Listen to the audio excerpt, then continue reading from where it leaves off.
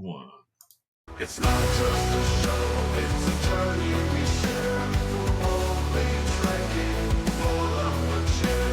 It's not just a show, it's a journey we share. We're only trekking, pull up a chair. Only trekking, pull up a chair. All right, we're live. So no more of your homophobic comments because I can't edit those out of a live podcast. And this is how I get people in trouble. What? Why? I'm getting rid of a lot of streaming services and I just need a way to entertain myself. Well, there's this thing about sheep and minefields. I guess you could do that too. Really? Because the only ones I know are something about Scotsmen and Velcro gloves. That's all I know about sheep. Oh. All right. Hey, everybody. Welcome back to Boldly Trekking. We are trekking boldly through the realm of Star Trek fandom and canon and curios and words like that. How you doing, Seanerific Sean? I'm doing excellent. So, Mr. Awesome Ash. Yeah, not just an ash hole. I'm a whole ash. Had a pretty good week of it. Had a pretty awesome time with trying to get stuff done. And managed to get my car totally up to snuff. So I feel very happy about that. And Well, what did you have to repair? I forgot to ask you I that. had to go ahead and have the brakes checked out, and I also had to go ahead and make sure that basically just, overall maintenance, just doing it the way I normally do. Oh, yeah. And That's what the book says. The book gives you a maintenance schedule. You got to stick to it if you want the vehicle to last. Yeah. And that's the reason my vehicles last as long as they do. I mean, they usually last until somebody else wrecks them for you, crashes into them, and then I have to get another one. Yeah. But yeah, the funny part was that there's a turn indicator bulb on the top of the headlight, and I told them in the instructions that the turn indicator bulb was out, so they kept replacing the headlight. No. It's the turn indicator bulb. Well, unless it's built into the headlight, but I don't think it is on that model. No, it's a separate bulb. They have a separate piece. So I was like, see, the instructions right here. It says turn indicator bulb. So I'm not paying for that headlight. Have a good day. Yeah, exactly. So I know that I need to get the on my vehicle. I've got a idiot light pop up on the dash for tire pressure, but the tire pressure is just fine in the tires. I believe after almost 10 years now, the tire pressure TPMS, the tire pressure management sensors, are going out inside the tires because they're just battery operated. Mm-hmm. And so I need to find a place that will replace them for me. But the thing is that I can't just go to because I will order my own TPMS sensors. Mm-hmm. And if I do that, I can get a set of 4 of them for like $24 off of Rock Auto. But I don't want to, take off the tires, take the tires off the rims, swap them out, do all this stuff like that. I got to get somebody else to do that. And most auto places want you to use their sensors, which they charge $75 a piece for, not including the labor on doing the tire thing. So I have a tire place that should be able to do it. Probably only cost me like $20 a tire to have it done. If I provide the sensors, they don't care. It's a used tire kind of place. Okay. Where, and so they'll do stuff like that, no problem. It probably cost me like $20. Getting it fixed is all they care about. They don't want to. Yeah. They're perfectly fine doing stuff like that. I think the only thing that might run up the price a little bit is if I have to have the tires rebalanced after they put those on. Shouldn't have to, but I might have to. But anyways, that has nothing whatsoever to do with Star Trek. Nope. But this is a cool thing that you might like. You know that Orville I did? For those who don't know, I 3D printed off of Gambody their 32-inch long Orville and did a basic paint job on it. As I like to put it, it's a 10-foot model, looks good from 10 feet away. And I have no place to put it in the house. And Jessica was getting a little tired of it, sitting on the dining room table. So I went to our friends at the Burrow, and we were there last night and just talking to them, and I mentioned that I had it. They had an empty space up on the wall if they wanted it, and they were like, oh, heck yeah. So I dropped it off to them this morning, and hopefully my my Orville might be mounted up as one of their display items up on the wall here soon. So that'll be cool. Nice. Yeah, Nice. and that gives me room to work on the ship from the black hole, which is 48 inches long.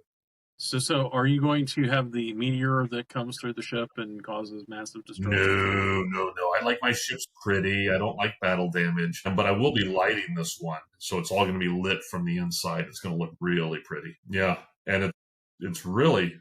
Yeah, I could pull out a couple pieces and show you, but I'm not going to. It's going to look really good. It's going to be one that I'm just doing in the background. It's not going to be my main concentration. My main concentration right now is getting back into getting this 1/6 done, the TOS Enterprise, and I finally got the jewel lights that I'm using for the Bassard collectors all done and wired up and trimmed down so they'll fit inside the Bassards. And now that I've got that done, now I went ahead, took all the parts, scrubbed them down with steel wool, because you have to do that to rough them up for better paint adhesion. And then I took them to the sink and washed them all in warm, soapy water in order to get off any of the oils from the mold releases that they have, and get them all prepped up. So now what I need to do, because I plan on doing all of this with a lot of Raytheon lighting, where it's lit from the inside, and instead of cutting windows, I just choose spots that I don't put light block on the inside so that those will light up. And so I'm going to do that for the windows. So now I need to go through and create light masks for each of the windows that I want to light up from the inside and from the outside. That way I can set that up properly and not put any light block on the inside in those spots and not put any primer on the outside on those spots. So it'll just be the paint over the top of it, and that way when I light it up from the inside, it'll light up and look all pretty. Or so I'm told. We're experimenting. I feel like I'm back in college. I'm experimenting. Well, as long as they don't tell you, you'll feel a slight pressure, and then all of a sudden you feel something else. No. Or you hear. But other than that, hi, my name's yeah, yeah. No, I wasn't on the plane with Trump. There was no Bubba there. Oops, did I say that? But other than that, how's it going with you? Well, I would say that everything is going pretty swimmingly. I actually would love to say that we were already launched, which we were discussing before the show. So if anybody from Starfleet is listening, go ahead. By what he means by already launched, for those who do not know, his Star Trek fan club, for those who don't know, Star Trek fan clubs are organized in ships because, yay, Star Trek. And his one that he wants to start off is waiting for approval from the official Star Trek fan club association, International Star Trek. International, what is it? International? It's Starfleet International Fan Club Association. Star Trek Fan Club Association. It's a long thing. Yeah, it's very long. It's like a tan snaffle. You have to abbreviate that. You know what tan snaffle is, don't you? Yeah. There ain't no such thing as a free lunch. Rock on, Robert Heinlein. The moon is a harsh mistress. But, so he is waiting and has been waiting for several months now. We will not get into the gripe of it, which I would lead the charge on that one because I'm a schmuck. But he's been waiting several months for the higher-ups to go ahead and rubber stamp his fan club, and hopefully they've started getting through their backlog. And you said you have 2 more ships ahead of you before you get approved? Yep. So that's all I'm waiting for, just to see them get out the door or out the dry dock. Yeah, just smack the champagne bottle against the hull and get it going. That's what we're saying. Yeah. All right. It's like, Shatner, get out there and take that wine and your champagne, toss it against the hull, and be done with it. Throw the bottle. Which movie was it with the bottle tumbling over and over and over? That was Generations. Yeah, it was Generations. Yeah, because they chopped up the opening. Because originally, what it was is that James T. Kirk was supposed to be spacewalking and doing a space dive thing. That's why he's wearing the ablative suit in some of the photos that you don't get to see in the movie. Mm-hmm. But he throws the bottle at the Enterprise B, and it doesn't have a lot of explanation. You would think by that time they would just have the official muckety muck launching shuttle that would have like a tube out the front that you just load, like a little airlock. Just load the champagne bottle in, you point the shuttle, and then you just hit the button, and it just expressively, explosively decompresses that and just shoots the bottle out. I mean, if it was me, by that point, I could actually see a funny scene where the guy has loaded the champagne into the launcher, and it's nominally, supposed to be launched like you're describing, but instead of doing that, he actually loads it as the photon torpedo. So it actually goes down and launches out at high speed and crashes into the hull. And he goes, what I'm seeing is, the big beautiful ones you get the champagne bottle for, but by the time you get all the way down that you're launching the Grissoms and the Archers, all right, they fire it and all you see coming out of there is just a White Claw can, all right, and maybe like PBR flies out. That's what I'm saying. I was just amusing myself with the idea of the guy having to buff out the dent in the hull after he launched it at high speed. Dude, okay. So as we all know, longevity gives legitimacy to things. All right. The longer it's been around, the more legitimized it is. What if by the 2300s, White Claw has been around so long, it is the Dom Perignon that they launch out? What if it's Dom White Claw? All right. Claw Perignon. That's what I'm saying. It will never be Milwaukee's Beast. Claw, it's just sparkling, sparkling monster. The one thing that will never be Dom Perignon or even close will be Milwaukee's Beast. Because Milwaukee's Beast, even after 3 centuries, they'll still be Milwaukee's Beast. All I'm saying is I'm pretty sure that the Klingon vessels are launched with Mad Dog 2020. That's all I'm saying. Or Red. Right? One of the two. Or what? Red Dog. Or Red Dog? No. What's Red Dog? Or Red Eye is what I was trying to say. Oh, Red Eye. No, there's just got to be. Oh, God. They'd be launched with prune juice. I take it back. Never mind. Cans of Dr. Pepper. There you go. Yeah, because it's got prune juice in it. That would be their White Claw. That's a whole thing that we need to explore. Yeah. How the first Earth thing that takes off on Kronos is Dr. Pepper, and it's an alcoholic beverage. I can see it now. There's yeah. All right, I'm seeing it. I'm going to have to do an ad for that now. I'm going to have to go ahead and figure out how it would be pronounced and spelled in Klingon. Do the glyphs for it. Oh yeah! Oh my God! Could you see the commercials? just Klingons jumping up in the air, kapla! Crushing it in their hand as they finish it and tossing it over their head. Let's make sure we're not having anything coming in here. All right, but anyways, so yeah, there's not a lot new has been given to us since last week when we spoke. There's still the scuttlebutt of things changing in the Trekverse. Mm-hmm. And apparently Jonathan Frakes came out and said that the Academy, they're going to be going more lighthearted with it and moving away from the dark stuff that Discovery had. And so that might be kind of refreshing. So no summoning Cthulhu or... if they do it humorously, I mean, if it ends in, like some kind of hentai thing, maybe, I don't know. All right. Eldritch Terror stalks the halls of Starfleet Academy on the next Starfleet Academy. But only if they're able to stop them with Mentos. That's all I'm saying. And then it launches into a commercial for Mentos right after. Yeah, exactly. No, so yeah, that was one of the things that news-wise that came up. Let me see. Starfleet Academy is positioned as a fun, adventurous path for Star Trek, with Frakes talking up its lighter tone and naming Paul Giamatti as a major cast asset, which Giamatti can do some good humor. This suggests Trek is consciously leaning into its more upbeat, optimistic roots rather than only darker, grittier sci-fi. So that's good. Although one thing that does interest me, and it should interest you as well, Sean, being because I like building models and you like designing them. Mm-hmm. Is that the new Trek that is supposedly coming out afterwards. Because as we know, the studio is going towards a new Trek where they're going legacy light, which means fresh faces, different stories. They're going to be concentrating on other things. That this may lead to a design shift in some of the ships that we'll be seeing.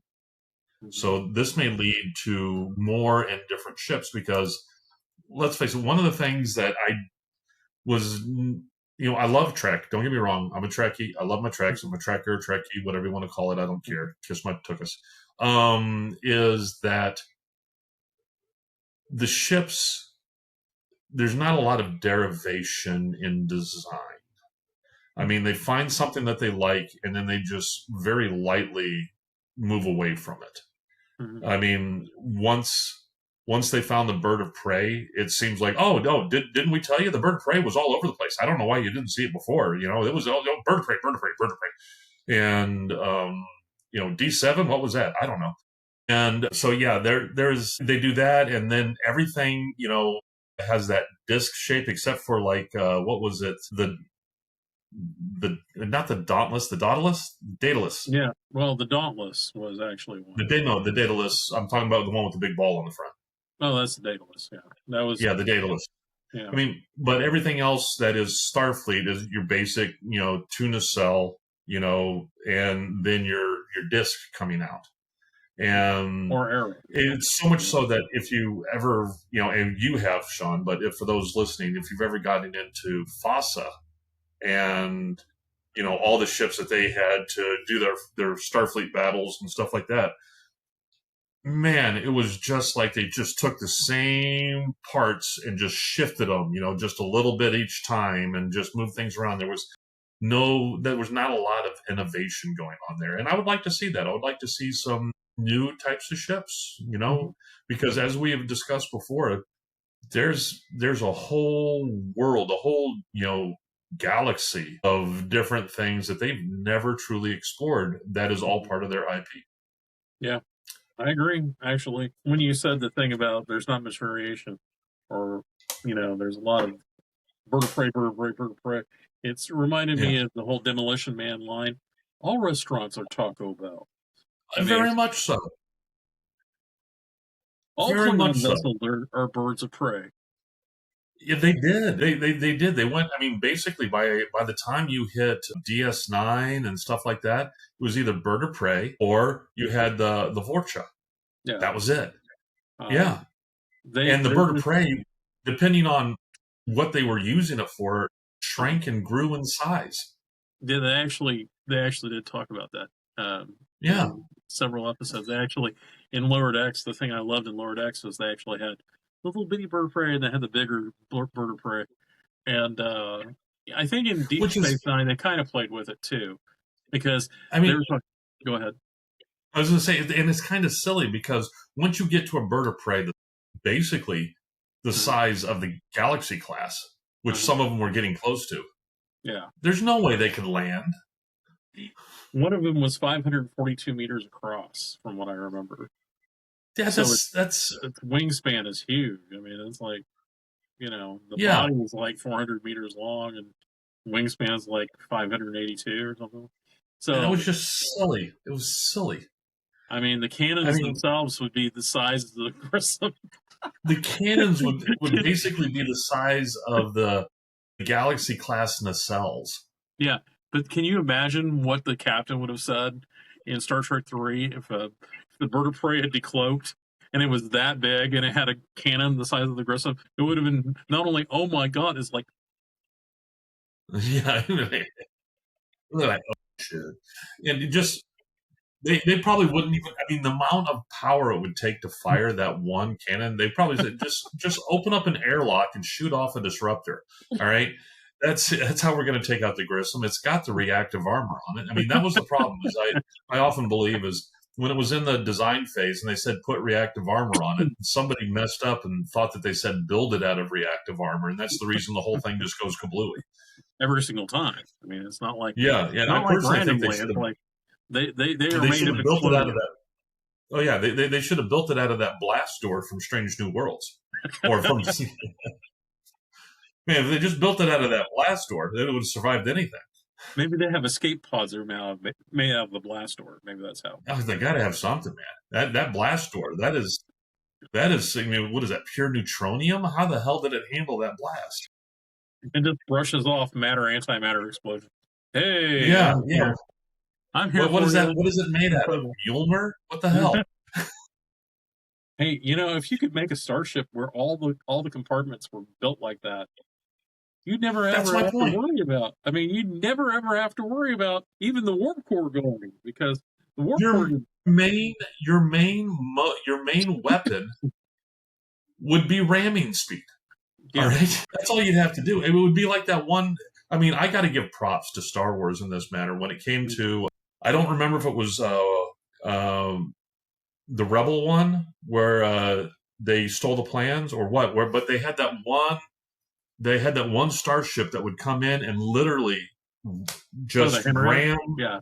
Hammerhead Corvette. The Hammerhead one that would ram the Star Destroyers and then just pour on the juice and just nail them.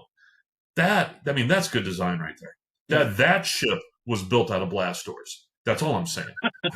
Actually, I think they borrowed. Actually, that was in Rogue One, but I think the idea came from Rebels. Rogue One, that was it. Yeah, I mean, I remember seeing it before, but never seeing it utilized. Yeah. In Rogue One is the first time I ever saw it utilized for that intended purpose. Yeah, I think they did it in Rebels as well. I think they preceded Rogue One, and I think that's where they got the idea. But I could be wrong, but I think that's where it came from. But yeah, it's exactly the design of what it was for, I think. Yeah. Like, we're not actually here to do anything to shoot. We're just here to push you into things. Yeah. And you don't bother trying to shoot us. We're made out of blast doors. You can't take us out. It's like, those rebels, they can't shoot for damn, but they can ram you and knock you into things. You know what? That's all it takes. One or the other. Well, this leads to a discussion point with my number one, where we were discussing, it's like the whole thing. You get Star Wars fans, you get Star Trek fans, and you get a bunch of stormtroopers and you get a bunch of red shirts, and stormtroopers can't hit the broadside of a barn, but the red shirts still die. Yeah, they'll die anyway. They'll die anyway. All right. And you got to be short for a stormtrooper too. Yeah. But no, so it'll be interesting to see, because if they are pulling it back to the TOS era, all right, if they're pulling it back to the TOS era, and which it sounds like they're going to, but they're going to do, the TOS adjacent storylines, all right, which, I really think that they should take it all the way back to take it back to the Klingon 4-year war, the Axanar conflict, but do it right. Don't do it like, frickin' Strange New Worlds has and stuff like that. Here's 4 episodes for you, and then we're going to change you over to this universe, and we're going to come back. So you're confused now. Yeah, it's all over the place. It is all over the place. And matter of fact, I just tried, getting back, because I'm halfway through season 3, I think it is, of Discovery. Have you had you've had the ice fungus that eats Discovery almost, right? I mean, I've had that one. Yeah. No, I'm on season 4. I'm on episode 8. I'm on episode 8 of season 4. All right, and it's difficult to watch. It is so difficult to watch, and literally once again, and I do not, make this up. I am not exaggerating. Once again, she said the word that I hate for her to say: trust. Why do you think she said? Because I trust. All right, and then what I liked is the guy she was talking to looked at her and said, "Yeah, how well is that done so far?" But yeah, it's difficult to watch, but I got to push through it because I got to get through Picard. That way I will be all caught up before season 4 of Strange New Worlds comes out. And I get to see the Muppet Trek. Yeah. It's going to be interesting. Hey, you know what? I like when they have fun. I mean, come on. Deanna Troi was a cake at one point. All right? Yeah, well, They If you've fought. seen some of the AI that's been generated for the Muppet episode that isn't from Paramount, it's actually pretty funny. Like, there's several that are on Instagram that are pretty hilarious. I'll have to send you some. Well, yeah. Well, and see, that's the thing too, is they with Sora out, and I've been playing with Sora and stuff like that. You can go ahead and do Star Trek stuff with Sora. They haven't shut that down. Okay. And like, I'll have to check I that out. made one that was Gene Wilder dressed up as the captain. All right, giving a poignant speech like Picard would have done. All right, but it's Gene Wilder giving the speech, so it was kind of fun. And there's no reason, because I've seen tons of people do stuff with the Muppets.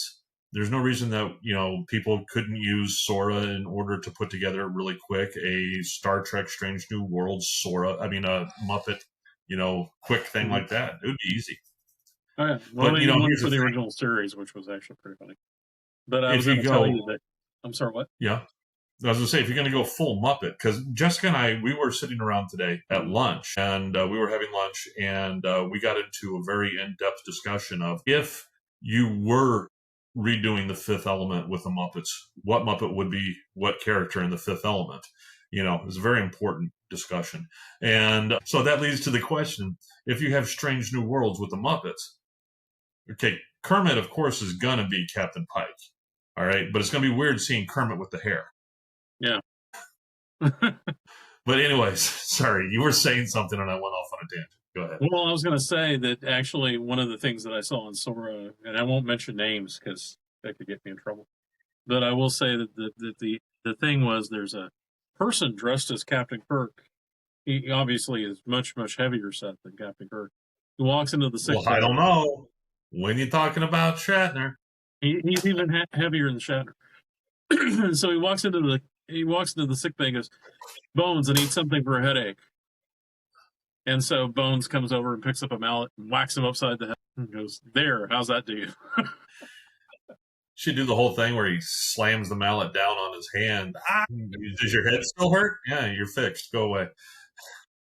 But I was like, yeah, I'm not going to post that to anywhere, but I'll just say that I enjoyed it. Vicarious enjoyment.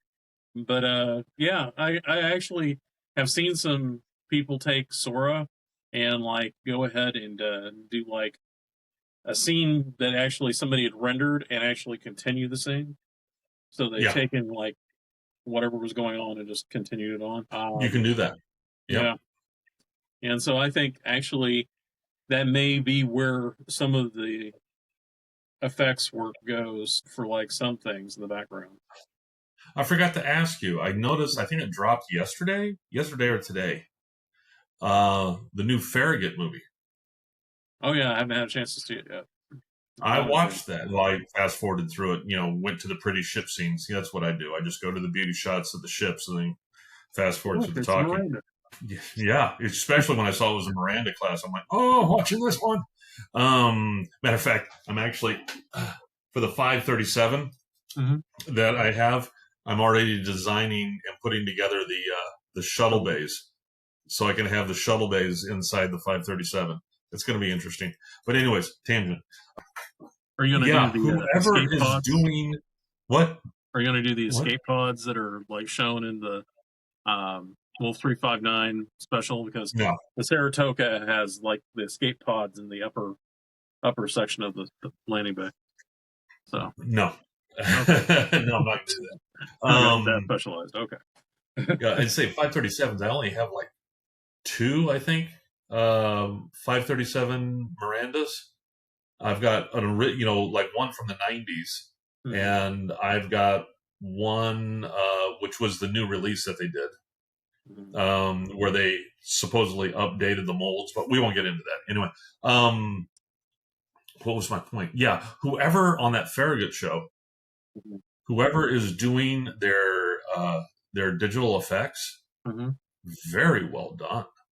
That is some very nice visual effects for the ships and stuff like that. I mean, it's almost disconcerting from how polished those effects are. And then interior scenes, when you're actually dealing with the humans and stuff like that, it's almost jarring the quality level between one and the other. That and the fact that all the almost all the people that are there are Trekkies like us, and so everybody in the scene is middle aged and overweight. And I'm like, oh, Well, okay, yeah, this is in definitely Star Trek 2 introduction. and Star Trek 3, they weren't exactly thin either. So I know, but they still had, ensigns that were thin. When your ensign is looking like he just came back from, a mission on Voyager, and Kim is still an ensign after 7 years. Yeah, that's kind of. it's just because they had limited replicator rations. They What was just he were making just keeping torpedoes? them thin, and the rest of the crew got to eat well. So the Oh, ensign okay. and the non-commissioned were like, "Hey, Mister, can I have a crumb?" And the lieutenant's Can like, I have a pip? Can I "Keto." have a pip? No, it was. I can't say anything. I mean, they're making the show. I mean, they're doing more than we've ever done when it comes to making new fan content, and bully for them. And they're doing all the hard work of putting everything together, and the editing and the filming and the costuming and set building. I mean, they really did some good set building and stuff. I was happy to see that the captain's chair in that was seriously bolted down. There was no captain's chair flying around in that one, because I look at stuff like that when they're going through, and I was like, okay, that's not an office chair on wheels. They fabbed somebody on their crew can weld. That's all I'm saying. So I mean, it's very well done. I wholeheartedly suggest to anybody who wants to watch some fan stuff, watch the new Farragut one. But once again, they go back in time. That's the reason it's called Farragut 2024, Is that what it's called? Okay. because they go back to 2024. Okay. Yeah, and Did I they can correct understand. some sort of time problem that we are all living I'm not gonna ruin it for you, but I was gonna say that you can understand. When it comes from a filming and budgeting point of view, if you can film where just walk outside and film, that's a whole lot cheaper than trying to build all the sets and everything. Well, that's one of the reasons why in the Orville they went with some of the episodes they did where I forget his name, but the pilot who essentially ends up going back in time through an Oh yeah, accident, and yeah, they that were was like, one "Oh, episode. he finds the Yeah. girl of his dreams and he lives his life," and I was like, "This is the easy show." But I actually really love those episodes. I really did like the story, to be honest with you. What I liked about that episode on the Orville is I liked it because even though they did do that, it was a simple, it was easy for them to film and stuff. Mhm. They still, in true Trek fashion, had a moral lesson. Mm-hmm. Yeah, which that's what Trek is. Trek is Greek tragedies and Greek stories told with pew pews, and that's what I tell people. Yeah, and I tell people that Star Wars is samurai films, Basically, in and westerns. yeah, samurais and westerns. Depending on which, if they have special powers or not. Yeah. And then the Star Trek is classical Greek theater and Shakespearean kind of stuff. That's the reason. Hell, even in what was it, Undiscovered Country, the antagonist quotes Shakespeare.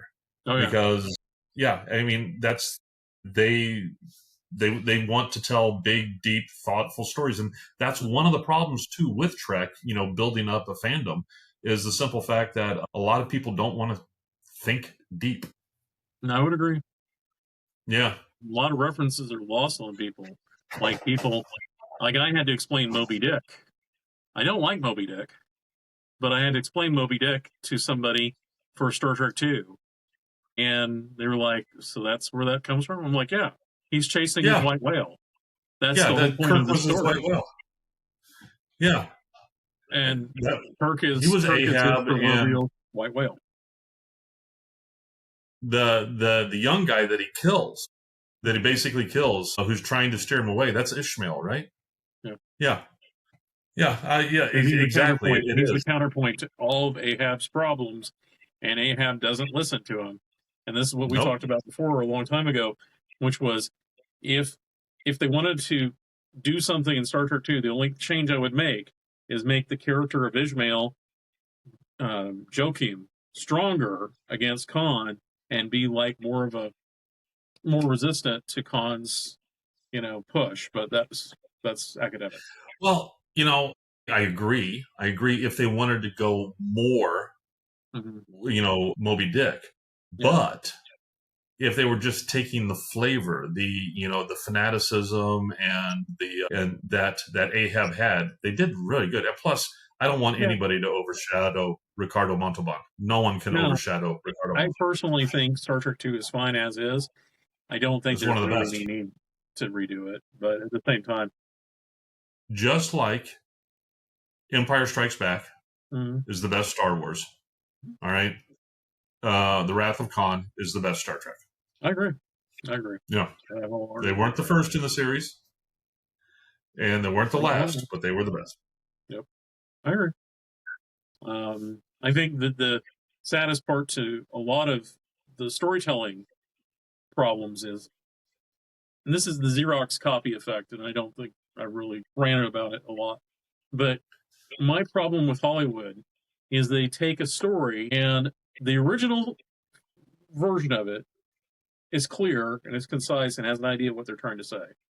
But when they duplicate it, and then they duplicate it again, and then they duplicate it again, they lose the thread. And I think that has happened a number of times with Star Trek, like with Star Trek Into Darkness.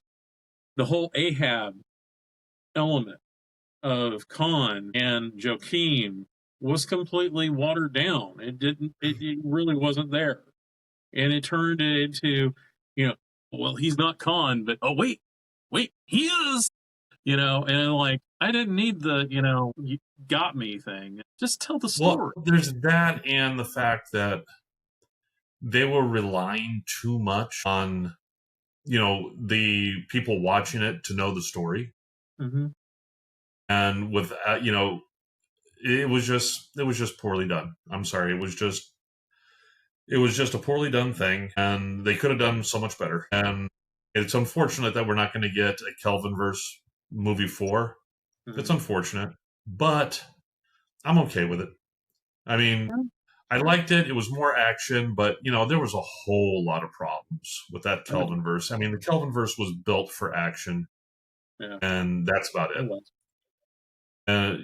Yeah.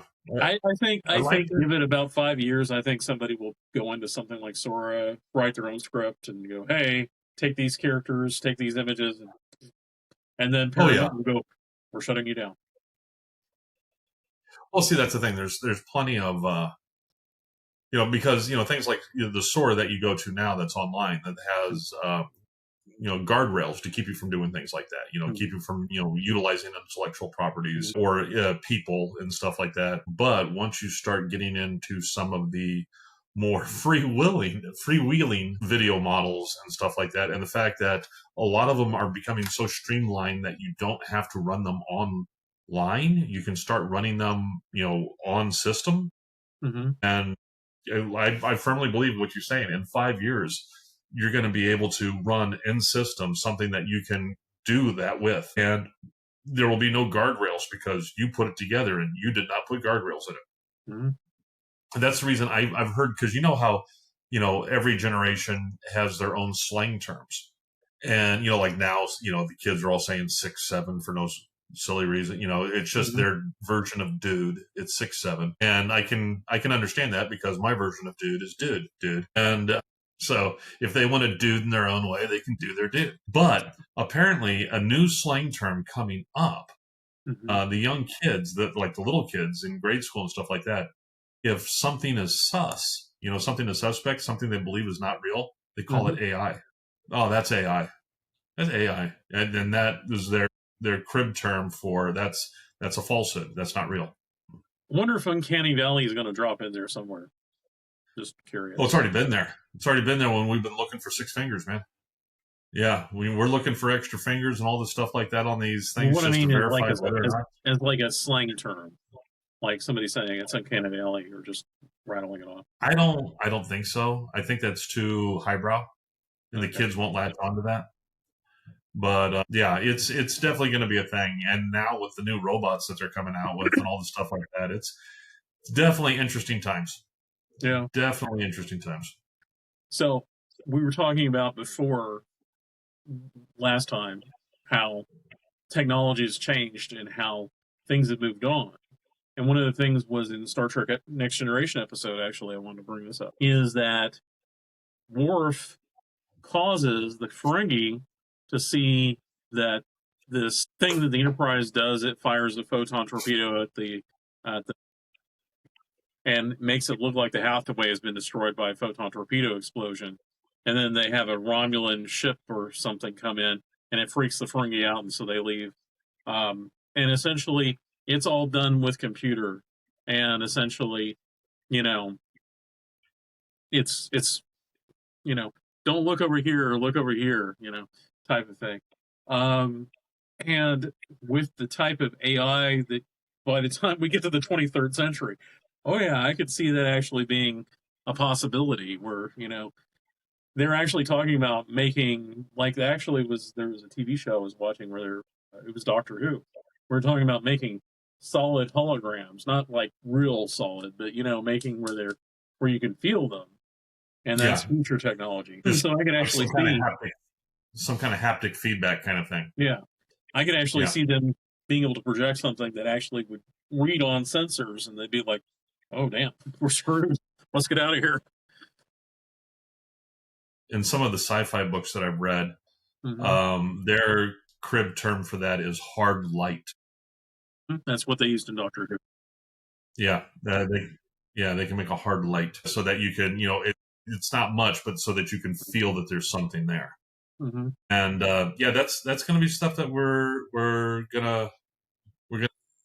That's one of the things that has always been the case when it comes to science fiction. Science fiction is not true looking glass into the future. Science fiction is what you think the future is, constrained to what you think technology is. It does not take into account that technology advances in ways that we will never foresee. Mm-hmm. And that's when you look at any sci-fi throughout, from Mary Shelley going forward, all the sci-fi is just a reflection of what is cutting edge at their time. And it's the same for us. And that's the reason, things are, I think here, we're going to see a whole lot of things dealing with AI coming up. It's just the thing. But the thing is I want to see more positive things with AI. Almost everything that I see with AI is all negative. Everybody is, they're going to take our jobs and, and destroy us and all this stuff like that. But hardly anybody ever looks at, if properly utilized, positive things from AI. And I think that's an undersold market right there, because I think AI is going to be good for us. I mean, if you look at it, if you look back in time, people, with trains, when trains were first coming out, oh my God, it's horrible. And, if you go over 50 miles an hour, it's going to rip your organs out and all kinds of stuff like that they thought. And it was first with trains, and then it was automobiles and airplanes and jets and, all the stuff like that. Every time that we have had a major, revolution in our technology, not just with transit, but when it comes to the bringing forward of, electricity. Oh my God. If you look back into the late 1800s, early 1900s, when electricity was first being run, some of the stuff was just, huge. Oh my God, the visible waves is going to kill us all. It was just a whole lot of stuff. And I think that's going to happen. There's a knee-jerk reactionary. It's evil anytime we come up with something. But if properly harnessed, the things normally turn out to be not only benign, but really, a catalyst that have propelled us even further faster.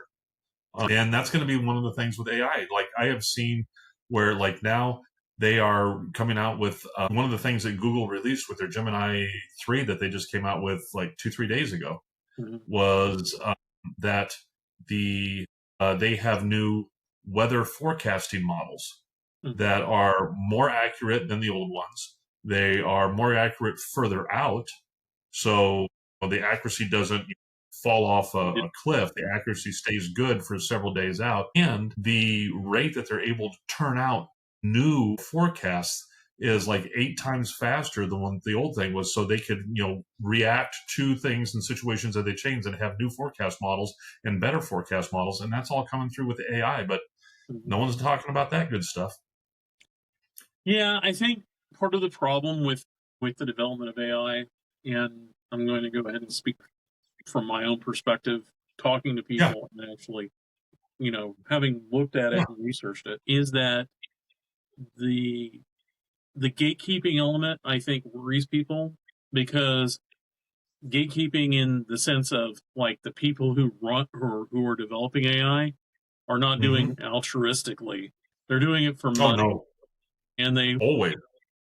So the idea is that if they harness AI and other people don't have AI, it's like the guy who has the gun is able to tell the people who don't have the gun what to do.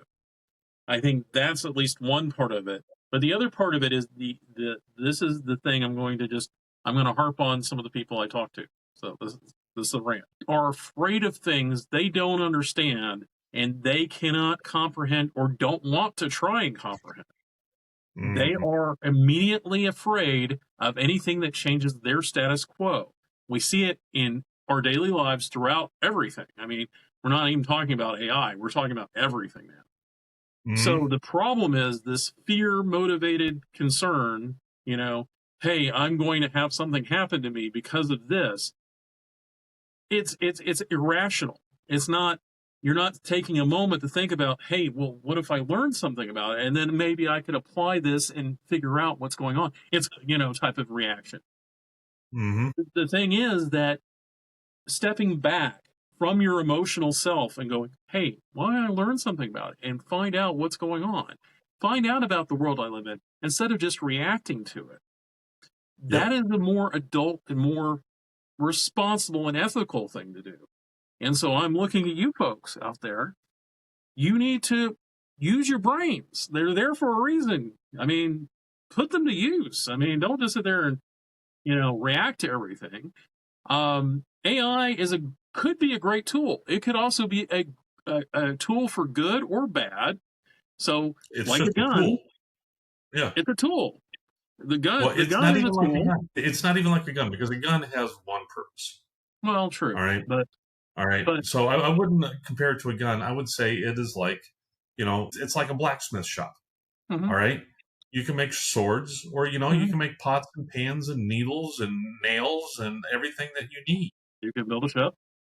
And build a ship, from the ground up. But that's what a lot of people don't realize is, and some of the, people out there who are reticent about the AI and stuff like that, is literally they have made it at the basic level. They've made it free to everybody. All right. It's free to utilize. And if you don't know where to start learning how to utilize it, ask it where to start. And it will walk you through everything. It is not, because a lot of people, they don't think it is like, using Google or a search engine or something like that, where, you have to ask it a specific question in order to get a specific answer. But generally, with a lot of especially the newer, GTP 5.1 and Gemini 3.0, if you just have a normal conversation with it, tell it what your goals are, not only will it help you understand it, but it will build a concise learning plan and walk you through. And if there's anything that stumps you, just say, hey, this stumps me, explain it better. And it has no problems. It has no problems going over things again and again and again and changing how things are and simplifying things. It doesn't get tired. It doesn't get irritated. It will work with you as much as you want it to work with you. It doesn't care. And it wants to please you. So, matter of fact, that's one of the things I had to tell it stop being such a damn ass kiss, dude. I hate it.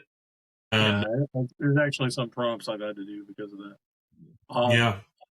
I think the major problem, and this is one of my soapboxes, is that in our society, a lot of people, not just corporate America, but a lot of people have learned helplessness, because it gets people to not use their brains, so they're willing to hand over the keys to for whatever reason. Hey, I'm scared They of want this. you Here's the keys. complacent. I'm sorry, what? Yeah. They want you complacent. There you go. That's what I was going to hit on. They want you to Yeah. just roll over and do whatever they want you to do. Yeah. And they're depending on your helplessness. So this goes back to, if you want to do something, learn about your world, learn about tools, learn about how they work.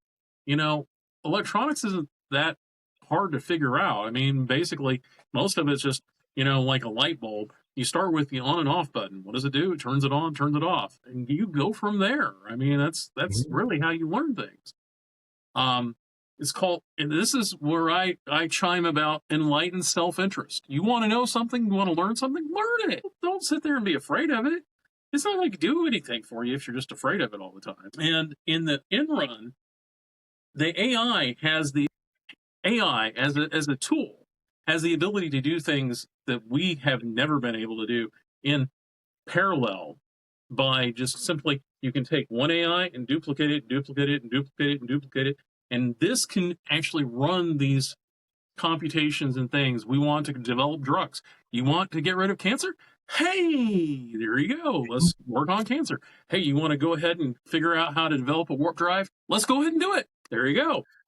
And you don't even have to go that deep. I mean, it's with these new models that they have out, like literally, and I've played around with it, and it does. You can do a single prompt execution where you just like say, I'm starting to work out. Create for me an app for my phone that will track my push-ups that I'm doing every day, and it will, just off of that one prompt, it will make an app that you can run on your phone. And if you don't like the way something is on it, you're like, I don't like, I want this over here, I want this over there, or I want the color changed, or, I want you to include this or take this out. You just tell it that, and it will automatically change it. And literally, it will put together this app in 20, 30 seconds. And I've done it, and it works just fine. And so don't think that you can only use it for big things. You can use it for whatever the hell you want. If you want an app on your phone that will, just convert, standard measurements to metric measurements for me whenever I enter in what it is. Boom, done. Just whatever the hell you want. Yeah. Go ahead. I was going to say, Gen X person speaking up here, the whole thing you were talking about, you want it in a different color, reminded me of Fight Club. Can I get cornflower blue? Although that is a true thing. Apparently I don't know if they've worked on it, but I know like this past year, it's been a thing that one of the ways that you could tell something was generated by AI is there's a certain color that AI likes to use. Oh, really? It's like a pinkish purple color. And so it uses that as a highlight on a lot of stuff. Yeah. And yeah. That actually kind of makes sense, because I've been noticing that color shift myself when I've been noticing artwork. And I've been like, well, it's kind of an odd sort of thing to see, because I often will look at movies and I can sort of quantify. Friends will be like, when was this movie out? And it'll be a sci-fi movie. It'll be like, well, show it to me. And it'll be like, oh, it's the 90s. They're like, how do you know that? It's because it's blue. Yeah. Because the tonal quality, like Terminator 2, Time Cop, and a lot of them were blue. And then later on, they shift to other stuff. But, it's like little things that, like catching in, AI. That's one of them. The other thing is, like, earlier AI was like, how many fingers do I have? Well, I have 10 on this one hand. Well, it's supposed to be 5 on each hand, not 10 on one hand. But okay. Well, awesome. And see, that's one of the things is, it was just, 3 years ago when they were coming out with the first video models. One of the first videos that people were like, okay, this is our benchmark, was Will Smith eating spaghetti. All right. That's all it was, just Will Smith eating spaghetti. And that first video that came out was just some amorphous monstrosity. His mouth and the spoon and the fork became one. It was just weird. But now, you can't tell. Yeah. And it's only been 3 years. Yeah, you give it another 5 years, whole movies are going to be done. Matter of fact, there's already been several movies now that are using AI assets for fill stuff. Mm-hmm. All right. They're That's using what I was that. talking about earlier. Yeah. And Because so there's. Go ahead. I'm sorry. Mhm. Let me cut you off. I was going to say, so I mean, it's already happening. It's already happening in the background. And as it becomes more prevalent, we're just going to see more and more until it's just a taken for granted kind of thing, where it's just AI. I think what's going to happen with AI, at least in terms of special effects, is they may still do the foreground or, whatever in foreground, whether they build the model or they have the AI build the model. But I think the compositing, whatever's going on back here is going to be AI generated, because it's easier to pipeline that in the background and then put the foreground action up here and have the background just be, whatever AI generated, because it's our focus point is here in the front, not in the back. So just logically, I could see that very easily happening, and since it's already happening, I'm not really surprised. The other thing is that I think our computer technology is going to change leaps and bounds here very shortly. Google apparently came up with a chip, and this is how important this is, folks. So Google came out with a chip that basically does what David Deutsch was talking about. David Deutsch is a guy who was a physicist who works on quantum computers. Okay, so his theoretical model that he worked with, and he's worked on this for a while, and this book was written back in like 97 or 98. It was called The Fabric of Reality. So if you guys want to check it out, it's a great book to read. But he postulates that if you take a globe, basically a basketball globe size of purified water, and ionize it, you can form memory chains inside the water and have access to alternate domains of space-time. What that means in English is that you're borrowing electrons and computational values from other domains, just like yours, other universes, and you're essentially using the computational power of other universes sitting side by side with yours. What Google managed to do is get that in a chip, essentially. And so it's no longer, we have to use a basketball globe sized, thing of water. We can do it on a chip. They've shrunk down with quantum computing. Yeah.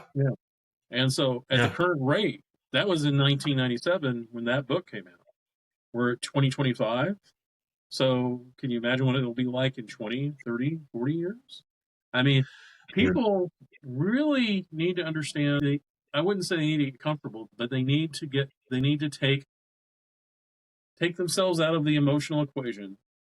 Think and sort of just calmly sort of start learning about things and stop reacting to things. Because the media pipeline will always be push your button, let's get you react, because that's how they get hit. That's the best I can offer is learn, please learn. For God's sake, learn. I will stress that. All right. Well, this has a lot to do with Star Trek. We've got on tangents again. But we are at an hour, so I'm going to go ahead and seal this up so I can get out there and, help the wife do wife things. Whatever she needs wifey done. Yeah. Help her redo her bandage that she put on. Okay. All right. But in that case, we will talk to everybody again later. Ciao. Ciao.